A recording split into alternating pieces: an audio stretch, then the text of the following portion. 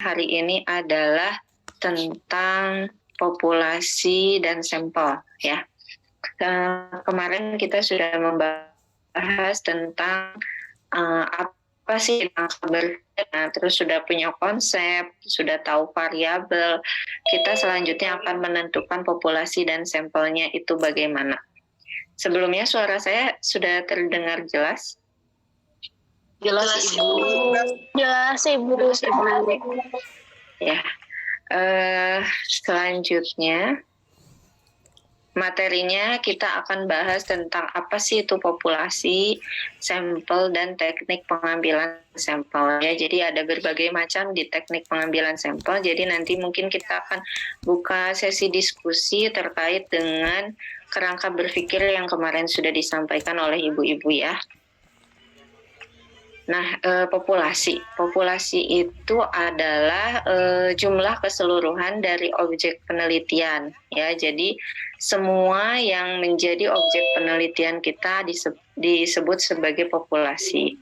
Bisa juga didefinisikan sebagai jumlah keseluruhan dari satuan individu yang karakteristiknya hendak diteliti ya. Nah, oke. Nah, hendak diteliti di sini. Kemudian bisa dalam bentuk orang, benda-benda, lembaga, institusi, dan lain sebagainya. Itu adalah populasi. Nah, bagaimana dengan sampel?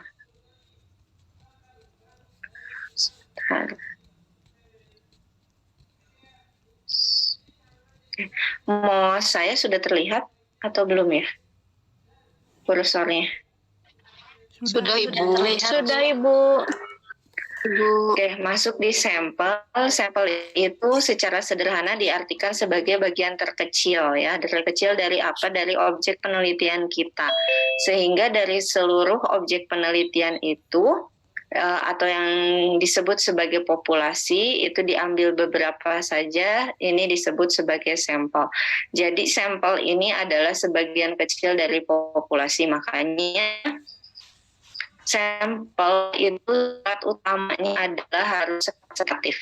Artinya harus bisa mewakili bagaimana kondisi dari si populasi ya.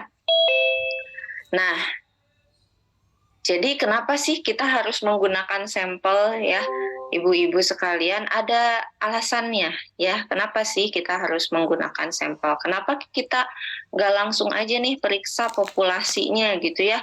Kenapa harus ada sampel? Nah, ini beberapa alasan pentingnya. Yang pertama, ukuran populasi itu menjadi terlalu besar ya. Terlalu besar di sini adalah bisa jadi misalnya sampel atau populasi kita itu adalah satu provinsi, makanya kita nggak bisa ya mengambil populasi semua gitu karena terlalu besar.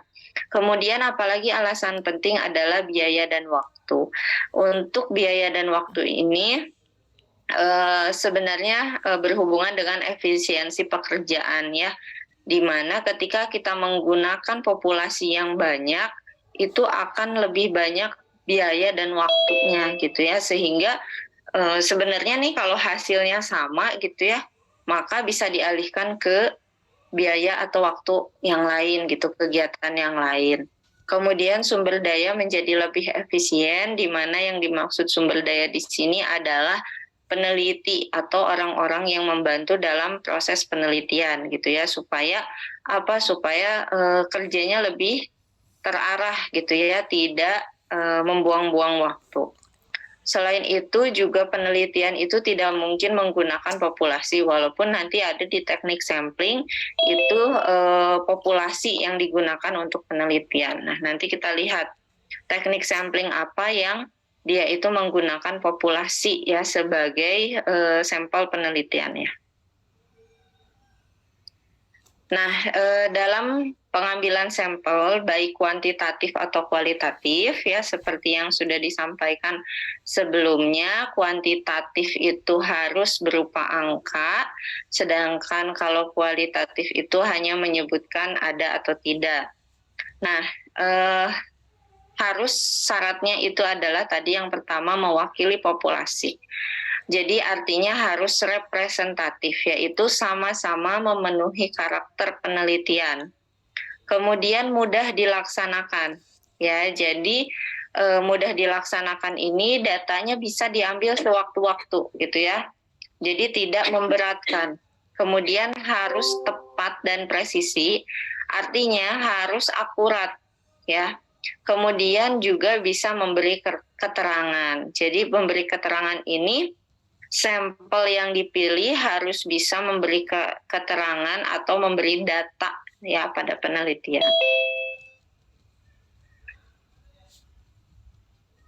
Nah, masuk ke teknik pengambilan sampel ya. Di teknik pengambilan sampel ini ada terbagi menjadi dua besar ya, dua kelompok besar. Kelompok yang pertama adalah teknik random sampling atau acak. Yang kedua adalah yang non-random atau non-acak, jadi sistematis. Jadi yang satu random, ini diacak, yang satu sistematis, gitu ya, itu perbedaannya. Nah, teknik pengambilan sampel sendiri apa sih, gitu ya, adalah teknik pengambilan sampel dari populasi. Sampel yang merupakan bagian dari populasi kemudian diteliti dan hasil penelitian kemudian dikenakan pada populasi.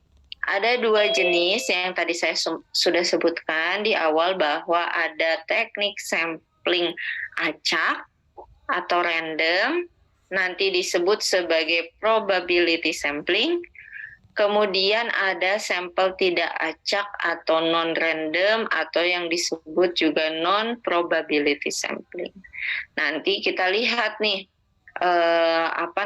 dari kerangka berpikir yang minggu lalu, kira-kira ibu-ibu bisa menggunakan teknik sampling yang mana. Oke.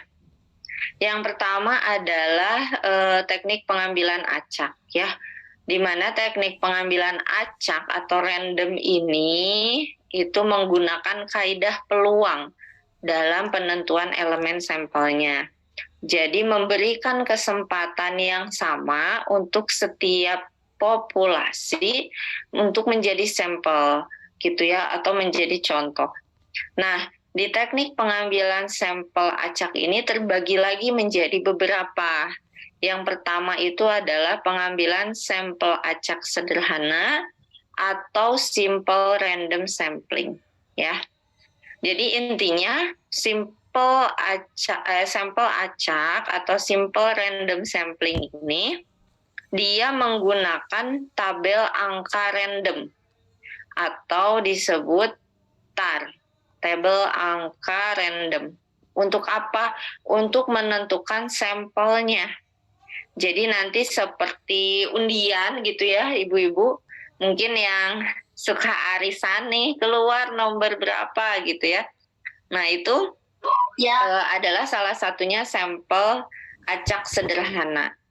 Nah kemudian bagaimana langkah-langkahnya? Pertama disiapkan dulu kerangka sampel atau kerangka berpikir yang kemarin ibu-ibu sudah buat. Ya, di mana dari kerangka berpikir itu kan memiliki kriteria, ya kriterianya apa saja itu termasuk dalam kerangka sampel. Kemudian siapkan tabel angka random, seperti apa sih tabelnya nanti akan saya tunjukkan. Kemudian tentukan metode pemilihan sampel yang digunakan. Nah, dari sampel yang terpilih tadi, ya langkah berikutnya harus mengikuti kaidah ini. Nah, oke. Jadi ini adalah contoh dari random number table atau tabel acak nomor acak. Jadi di sini ada 1, ada 69. Tentu ini angkanya dari angka 100 ya. Jadi ibu-ibu menyiapkan 100 angka ya, terus nanti disusun populasinya ada berapa. Nah, angkanya tersebut kemudian dikocok, keluarlah angka-angka ini. Maka angka-angka inilah yang nantinya akan dijadikan sebagai sampel ya. Kalau saya hitung di sini 1, 2, 3, 4, 5, 6, 7, 8, 9, 10, 1, 2, 3, 4, 5, 6, 7, 8, 9, 10. Jadi ada total 100 sampel gitu ya. Nah, 100 sampel ini diacak. Nih, diacak dulu terus nanti dikocok nih. Misalnya ditentukan 50 sampel ya. Maka nanti diambil dari kocokan ini 50 sampelnya gitu ya. Ini adalah yang paling sederhana berdasarkan tadi teknik peluang. Kemudian yang kedua adalah pengambilan sistematik acak. Nah, jadi kalau yang berikutnya itu adalah sistematis ya, artinya sistematis itu ada ketentuannya ya atau ada polanya. Jadi syaratnya pertama populasinya harus besar. Ini ya, kemudian harus tersedia daftar kerangka sampel tetap. Yang ketiga, populasi harus bersifat homogen. Nah, langkah-langkahnya tadi tentukan populasi, susun sampling frame, tetapkan jumlah sampel, tentukan kelas ya karena kita akan mengelompokkan lagi. Tentukan angka atau nomor di awal, gitu ya. Nah, selain tadi sistematik atau simple random sampling, ada juga namanya acak berstrata atau stratified random sampling. Yang namanya berstrata itu artinya pengambilannya itu bertingkat, ya, atau berlapis-lapis. Jadi teknik ini digunakan untuk populasi yang memiliki anggota tidak bersifat homogen dan berstrata secara proporsional sehingga setiap strata harus terwakili dalam sampel. Kalau tidak homogen artinya apa? Berarti ada berbagai jenis kriteria gitu ya dari satu populasi itu. Jadi misalnya dari 100 populasi, itu di dalam 100 populasi itu misal ada jumlah lansia 40, ada jumlah usia produktifnya misalnya 30, terus ada juga yang anak-anaknya 20, misalnya sisanya balita. Nah, itu adalah sampel yang tidak homogen gitu ya, sehingga perlu populasi yang tidak homogen, sehingga nanti pengambilan sampelnya perlu menggunakan metode yang ini. Ya. Nah, jadi nanti ada tahapan ini ya, Ibu-ibu. Ada proses penentuan jumlah sampel dalam setiap strata. Jadi jika lansianya 40, oke, sampelnya berapa? Nggak mungkin 40 semua kan. Ketika usianya produktif berapa? Ketika usianya balita berapa gitu ya. Sampai misalnya semuanya itu terwakili gitu ya. Jadi nanti ada stratanya masing-masing. Selanjutnya berdasarkan area atau cluster random sampling, di mana cluster random sampling ini metode pengambilan sampel di mana populasi tidak terdiri dari individu, melainkan terdiri dari kelompok individu atau cluster. Sehingga unit yang terpilih menjadi sampel, bukan individu. Namun kelompok individu yang telah tertata, klaster sampel ini harus dipilih secara random. Ya. Digunakan untuk meneliti mengenai suatu hal terhadap bagian-bagian yang berbeda dalam sebuah instansi bila objek yang akan ditelitinya sangat luas gitu ya. Langkah-langkahnya, tentukan dulu populasi klaster yang akan diteliti, kemudian tentukan berapa klaster atau kelompok individu yang akan diambil, pilih klaster, kemudian teliti setiap individu dalam klaster tersebut. Nah, yang kelima dari random sampling adalah area sampling atau sampel wilayah bertingkat ya. Jadi multi-stage. Multi-stage itu adalah teknik sampling acak bertingkat. Jadi nanti penggunaannya bisa sama seperti random sampling sederhana ya. Kemudian juga salah satu kuncinya perlu diketahui bahwa metode sampling ini ada yang berbeda seperti syaratnya ya. Populasi sampel harus cukup homogen, populasinya sangat besar, bukan besar lagi nih ya, sangat besar. Populasinya menempati daerah atau domain yang sangat luas, tidak tersedia kerangka sampel yang bisa memuat unit-unit yang terkecil atau ultimate sampling unit. Makanya ada namanya bertingkat ini gitu ya. Jadi nggak cukup nih dia diwakili oleh satu kerangka sampel.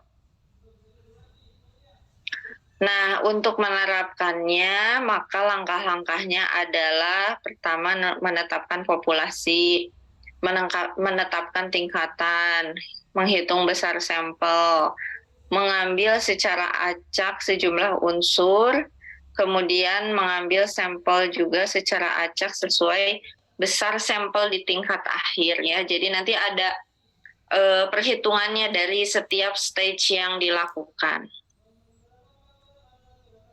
Kemudian selain ada random sampling tadi, seperti yang sudah disebutkan, kelompok besar berikutnya adalah teknik non-acak ya, atau bukan acak, atau non-random sampling. Jadi yang pertama adalah purposive sampling. Ini yang biasanya paling banyak ya, paling banyak digunakan. Kenapa? Karena si peneliti sudah menentukan kriteria atau tujuan dari samplingnya seperti apa. Kemudian,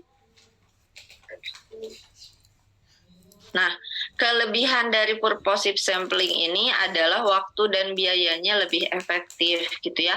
Tapi punya kelemahan juga gitu ya ketika seorang peneliti salah memilih subjek yang representatif ya.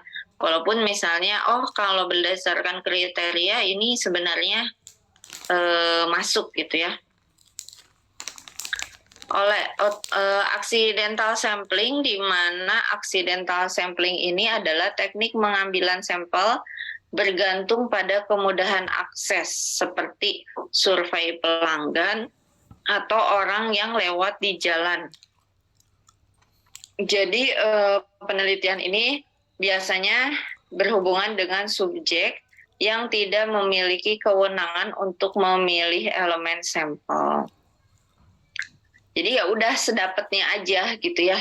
Nah, ketika kita melakukan penelitian, terus habis itu melihat nih hubungan gitu ya, kayak misalnya pelayanan hotel misalnya ya udah berarti kan nanti samplingnya atau si datanya yang diperoleh itu adalah ketika ya orang yang datang ke situ untuk menginap gitu ya, nggak bisa misalnya kita menentukan saya pengen misalnya sampelnya adalah yang mengisi kuesioner itu dia tamunya misalnya tamu dari perusahaan BUMN atau misalnya dengan pendidikan minimal S1. Nah, tidak bisa seperti itu. Jadi accidental sampling itu ya seketika gitu saat itu juga. Nah, metode ini digunakan ketika ada batasan waktu dan biaya gitu ya dalam mengumpulkan umpan balik gitu. Nah, Kelebihannya adalah karena mengambilnya secara langsung, sehingga pemilihan anggota sampelnya lebih mudah. Hanya kekurangannya ya seperti yang tadi saya sebutkan, tidak bisa gitu ya memilih karakteristik yang tepat sesuai dengan penelitian kita gitu.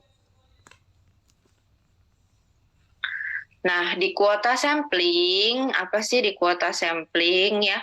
Kalau kuota sampling itu adalah sudah ditetapkan standar sebelumnya gitu ya, sehingga bisa memilih sampel yang akan digunakan. Nah, proporsi karakteristik yang ada dalam sampel itu harus sama dengan populasi yang ada. Kelebihannya adalah lebih praktis, jadi jumlahnya sudah ditentukan dari awal. Kemudian kekurangan dari teknik ini adalah bias, jadi belum tentu juga bisa mewakili seluruh anggota. Nah, yang kelima ada teknik sampel jenuh, di mana teknik sampling jenuh ini adalah penentuan sampel bila semua anggota populasi itu harus dijadikan sebagai sampel. Jadi ini yang tadi saya sampaikan di awal, bahwa populasinya itu misalnya kecil, ya jadi mau tidak mau semua atau setiap bagian dari populasi itu dijadikan sebagai sampel. Kelebihannya adalah lebih mudah, praktis, murah ya, tapi tidak cocok untuk populasi yang anggotanya besar, sehingga hanya cocok untuk kelompok yang populasinya kecil. Terakhir ada sampling sistematis, ya, di mana sampling sistematis ini teknik sampling menggunakan nomor urut dari populasi baik yang berdasarkan nomor urut yang ditetapkan atau nomor identitas. Gitu. Contohnya di sini, misalnya mengambil sampel dari populasi karyawan berjumlah 125 orang. Diurutkan dari 1 sampai 125, maka peneliti menentukan sampel yang diambil berdasarkan nomor genap. Kalau yang tadi acak itu kita pakai tabel, terus dikocok ya, jadi setiap orang punya peluang yang sama. Kalau yang di sini, yang non acak, itu kita yang menentukan dari angka tersebut. Misalnya kita maunya nomor genap, atau nomor ganjil, atau misalnya nomor kelipatan, dan seterusnya gitu ya. Tapi tentu saja nomor ini juga diberikan kepada sampel yang representatif. Oke, terima kasih. Mungkin selanjutnya kita buka sesi diskusi untuk ibu-ibu yang kemarin sudah ada gambaran nih terkait kerangka berpikir, kemudian variabel. Nah, selanjutnya bagaimana menentukan teknik sampling, ya misalnya ketika dihubungkan dengan dihubungkan dengan kemarin itu banyak di bayi prematur, kemudian ada di status gizi dengan hubungannya stunting gitu ya. Nah, mungkin bisa coba dieksplor gitu untuk teknik samplingnya. Ya, silakan yang berkenan untuk diskusi.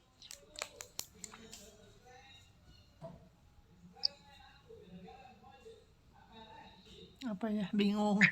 Mangga Ibu Alni yang minggu kemarin. Bu Alni gimana? Udah ada gambaran lagi?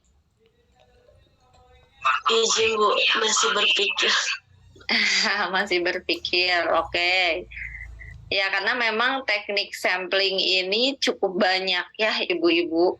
Jadi memang harus dipilih mana teknik yang paling memungkinkan gitu ya, dan paling bisa digunakan untuk ibu-ibu melakukan penelitian. Apalagi mungkin sebentar lagi udah harus bikin proposal ya ibu-ibu. Jadi kalau misalnya di bidan itu kan cuma 2 semester, jadi kejar-kejaran gitu ya.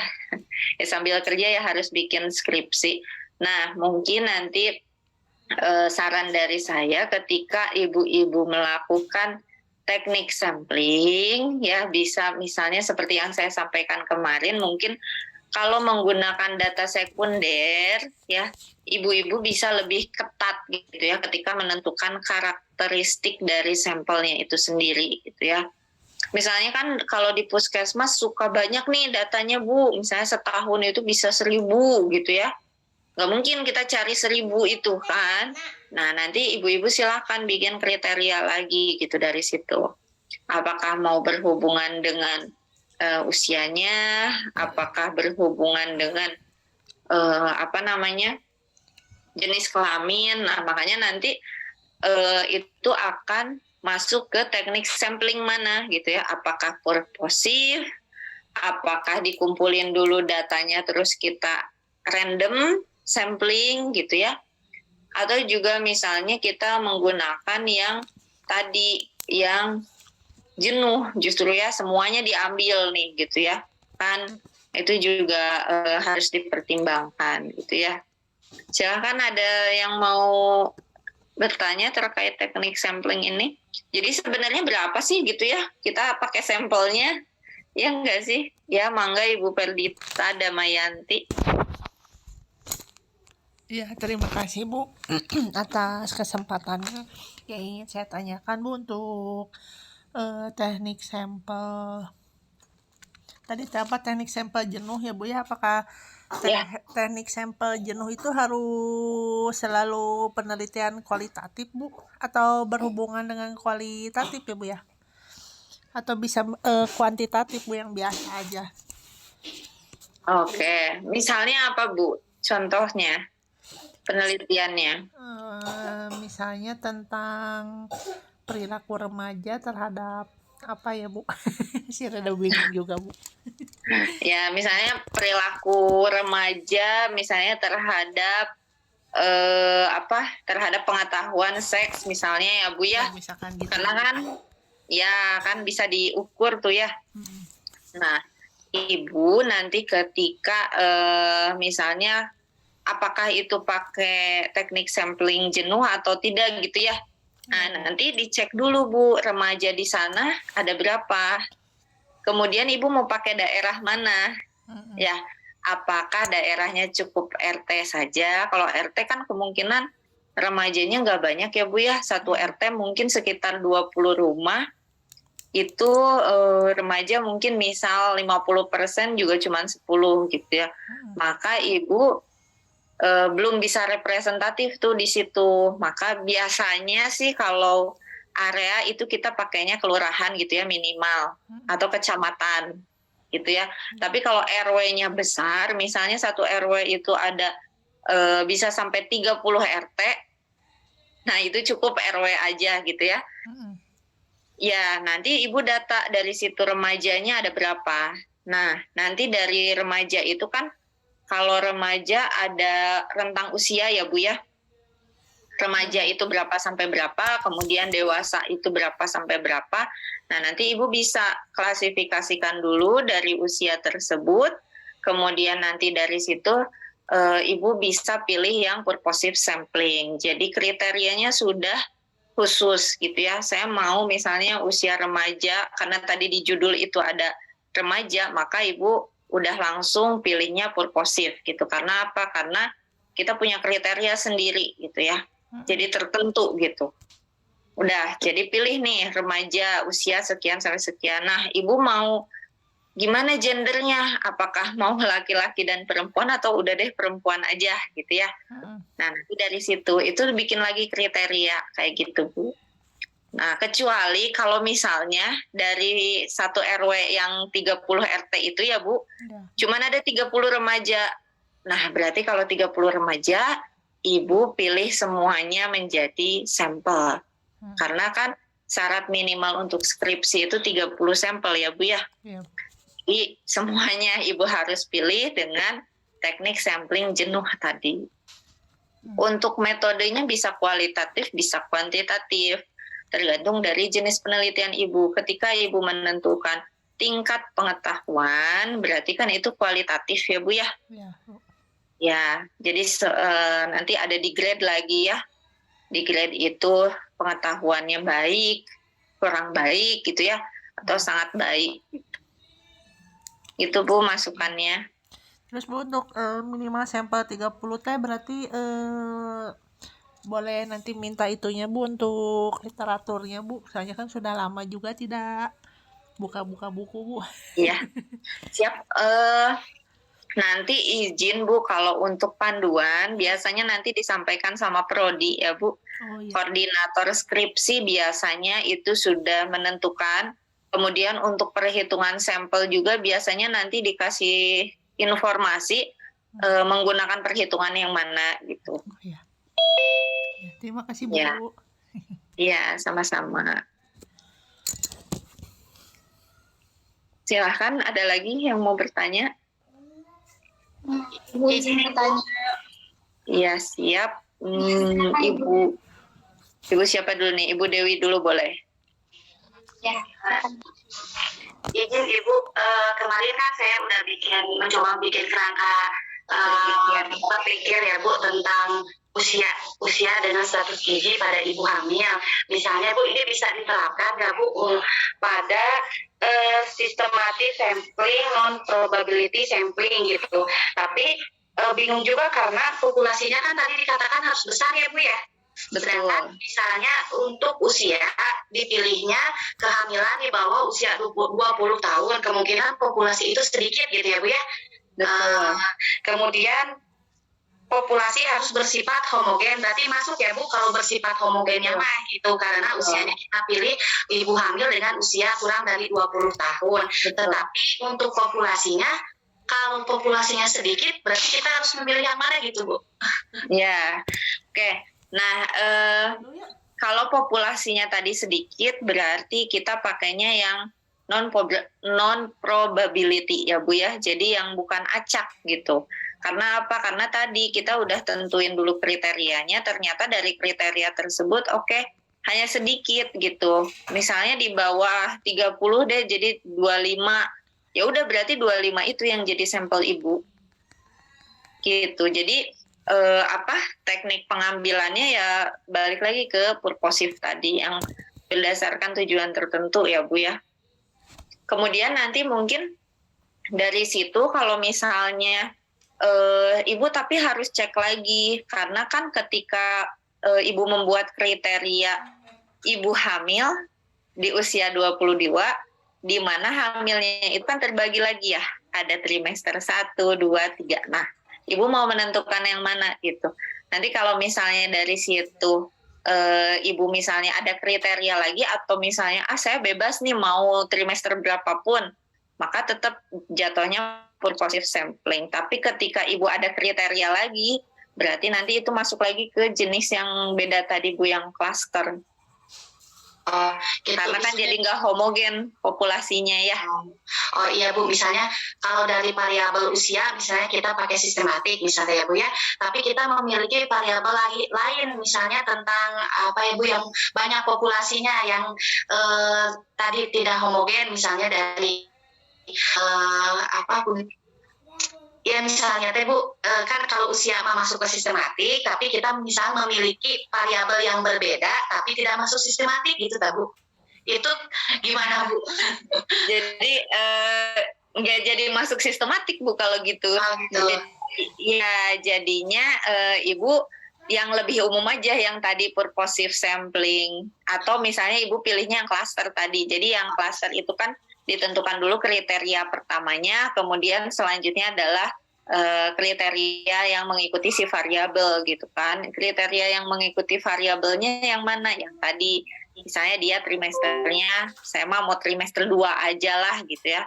Atau trimester 1 nih kadang yang masih morning sickness, jadi kan gizinya pasti berkurang gitu. Beda sama kayak udah mau lahirin ngejar berat badan bayi gitu ya. Yeah. Nah kayak gitu Bu, jadi nanti ada apa sih dasar-dasarnya juga gitu ketika menentukan teknik sampling. Siap Ibu, hatur nuhun. Kami. Mangga Ibu Salen. Ya Ibu izin bertanya. Ya. Kemarin ada total, contohnya ya Ibu, ada total 45 responden di suatu desa. ibunya ini yang memiliki balita 45 orang itu. Tapi saat dibagiin kuesioner itu cuma ada beberapa yang mengisi. Maksudnya itu ada beberapa yang tidak mengisi dan tidak memberikan kuesionernya juga. Teknik yang diambil itu kan total sampling. Seandainya yang tidak mengisinya yang mengisi hanya 32, masih bisa dikatakan total sampling nggak Ibu? Maksudnya Iya, bisa kalau itu. Jadi nanti di situ sistemnya tetap total sampling. Nah, ketika nanti di dalam penentuan kesimpulannya, Ibu bisa membuat kriteria dari situ. Kan berarti kalau gitu yang tidak mengumpulkan itu adalah dianggap misalnya 0 gitu ya datanya. Nah, nanti dari situ juga bisa dibahas, Bu. Jadi yang Ibu pakai 32. Yang ngumpulinnya berapa, Bu? 32. Nah, berarti nanti sampel Ibu tuh ya udah yang 32 itu gitu. Karena Ibu udah melakukan sampling kan sebelumnya. Kalau itu berarti nanti menggugur sendiri, nggak apa-apa. Itu tetap total sampling. Oke, tidak berubah ya Ibu untuk teknik samplingnya? Iya. Iya. Baik Ibu, terima kasih. Iya. Kalau penelitiannya tadi itu kuesionernya Ibu ada kriterianya tapi kan nggak tiba-tiba misalnya memberikan kuesioner.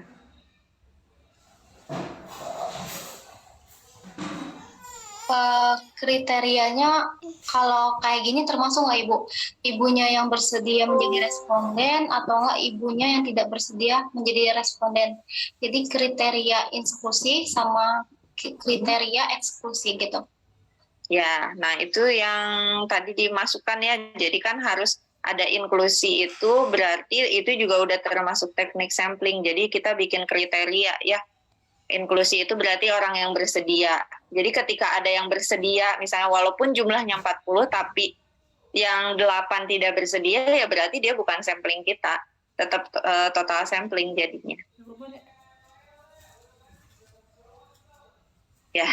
Iya baik Ibu, soalnya awal-awal mereka bersedia semua, tapi ujung-ujungnya nggak diisi gitu, sampai ditunggu hari H-nya juga nggak memberikan kuesionernya. Oke. Jadi bukan masuknya eksidental ya? Ya bobo aja. Ya gimana? Oh boleh deh. Gimana Ibu? Ketika bagiin kuesioner, itu kan berarti ada jumlahnya ya, ada jumlah tertentu yang Ibu ambil, bukan eksidental pada saat misalnya Ibu lagi penyuluhan di Poswindu, terus Ibu memberikan kuesioner gitu ya, bukan ya? Jadi memang sudah dipilih dulu kriterianya ya? Iya. Ya, oke. Tapi kalau misalnya gini, Ibu datang memberikan penyuluhan di Poswindu, terus Ibu bertanya terkait dengan misalnya pemahaman materinya, maka itu masuknya accidental sampling. Ya, jadi siapapun yang datang, mau misalnya dia remaja, lansia, yang datang saat itu adalah sampel Ibu gitu. Karena apa? Karena masuknya teknik accidental sampling. Itu ya bedanya ya. Ya. Baik Ibu. Oke. Ya. Kan ada lagi?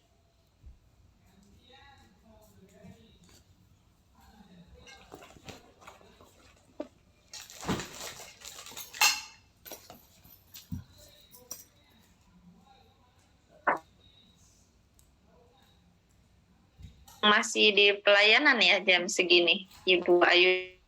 Pelayanan, Ibu.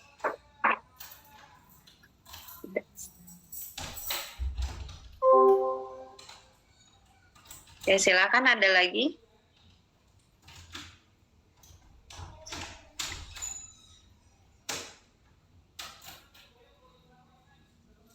Ya, untuk populasi dan sampel ini memang harus sambil ini ya, harus sambil sudah menentukan juga kerangka berpikir, menentukan variabel yang kemarin ya ibu-ibu, terikat, bebasnya itu yang mana, kemudian membuat kriteria inklusi, eksklusi gitu ya. Kalau kriteria inklusi itu berarti kriteria yang masuk ke dalam penelitian kita, seperti yang tadi disebutkan, misalnya ibu hamil dengan usia 22 gitu. Berarti itu adalah kriteria inklusi. Di luar dari itu, ibu hamil usia 23 ya, walaupun dekatan dengan 22, tetap jadi kriteria eksklusi. Kemudian tadi trimester, misalnya mau menentukan trimester, maka itu adalah kriteria inklusi. Tapi kalau enggak, berarti ya udah nggak usah dimasukin gitu. Hamil trimester berapapun dimasukin gitu ya, karena usianya di 22 tahun. Itu nanti mungkin akan kebayang ketika sambil nyusun proposal ya ibu-ibu bagaimana teknik samplingnya gitu ya. Nah mungkin ibu-ibu yang sering arisan ya, untuk yang tabel random tadi juga kebayang ya, karena dia sistemnya dikocok gitu ya, jadi dikocok, masukin nih, kalau manual digulung gitu ya, atau pakai aplikasi. Nah itu teknik acang sederhana. Ada pertanyaan mungkin? Ibu hadir semua hari ini? Oke, Kak, hadir ya. Oke, iya. Kalau tidak ada pertanyaan lagi, mungkin sebelumnya saya mohon maaf karena kuliahnya malam-malam ibu-ibu. Terima kasih sudah menyempatkan waktunya. Nanti materinya saya akan share. Kemudian nanti juga mohon diingatkan untuk yang tidak masuk ya, atau misalnya memang keluar masuk Zoom itu nggak apa-apa. Mungkin nanti minta tolong diingatkan untuk link berita acaranya. Terima kasih. Jika tidak ada pertanyaan lagi, mulai dicicil ya ibu-ibu proposalnya. Walaupun memang belum ada panduan dari Prodi, atau mungkin boleh lihat yang dari tahun lalu, bisa dikit-dikit dicicil ya ibu-ibu, supaya nanti ketika proposal dikumpulkan udah nggak terlalu inilah ya, udah prepare dikit-dikit. Ya itu saja dari saya, terima kasih. Assalamualaikum warahmatullahi wabarakatuh. Waalaikumsalam warahmatullahi wabarakatuh. Terima kasih Bu. Terima kasih Bu. Nah, izin live ya Terima kasih, Ibu. Bu. Baik. Ya Bu.